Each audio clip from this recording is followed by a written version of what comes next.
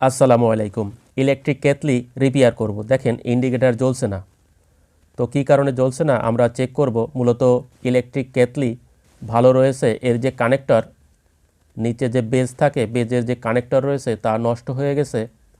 এই যে এই কানেক্টর, এই দেখেন ভেঙে ভিতরের দিকে চলে গেছে, অর্থাৎ কানেক্টর পয়েন্ট বা পাতিগুলো এই যে ভিতরে চলে গেছে।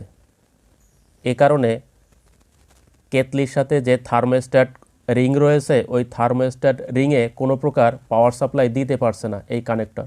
দেখেন আমরা বেস খুলে নিচ্ছি, কানেক্টর কিভাবে ক্ষতিগ্রস্ত হয়েছে আমরা চেক করব। দেখেন আমরা খুলে নিচ্ছি এই যে কানেক্টর।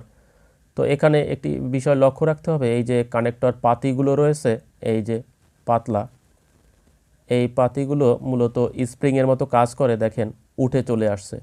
যদি আমি ভিতরে দিয়ে দিই তাও থাকবে না, কারণ এখানে স্ক্রু রয়েছে। স্ক্রু আমি খুলছি, ছোট্ট স্ক্রু রয়েছে।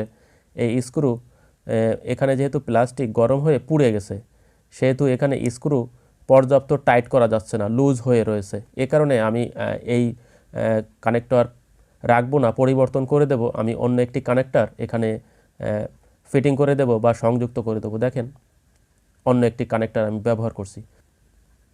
ইলেকট্রিক কেটলির বিভিন্ন রকম কানেক্টর পাওয়া যায়।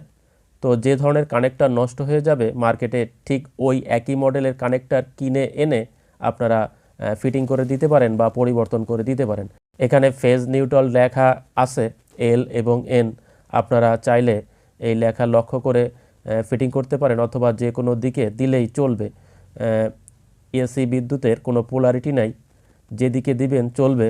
শুধুমাত্র এর যে গ্রাউন্ড বা আর্থিন ক্যাবেলটি রয়েছে সেটা মাঝখানে কানেক্ট করতে হবে। দেখেন আমি মাঝখানে আর্থিন ক্যাবেলটি কানেক্ট করেছি। তো 3 পিন প্লাগ হলে আর্থিন ক্যাবেলটি কানেক্ট করতে হবে। এছাড়া যদি 2 পিন প্লাগ হয়ে থাকে তাহলে আর্থিন ক্যাবেল কানেক্ট করেও কোনো সুবিধা পাওয়া যাবে না, কারণ আর্থিন সংযোগ হবে না। দেখেন আমি ক্যাবেলগুলি ড্রেসিং করে সুন্দরভাবে ফিটিং করে দিচ্ছি, ঠিক যেইভাবে ছিল। এবং বেজ যে উপরে প্লেট রয়েছে তা একটি নির্দিষ্ট স্থানে রেখে আমি স্ক্রুগুলি আটকিয়ে চেক করব।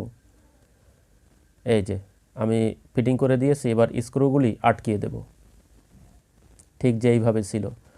তো ইলেকট্রিক কেটলির থার্মোস্ট্যাট অথবা সুইচ অথবা এই বেজ কানেক্টর যদি নষ্ট হয়ে যায় মার্কেটে কিনতে পাওয়া যায়।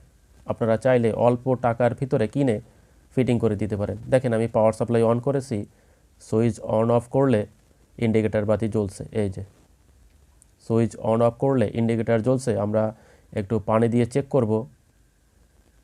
দেখেন অল্প একটু পানি দিয়েছি, তাতেই পানি বাষ্প হচ্ছে। আজ এখানেই বিদায় নিচ্ছি, সকলে ভালো থাকবেন।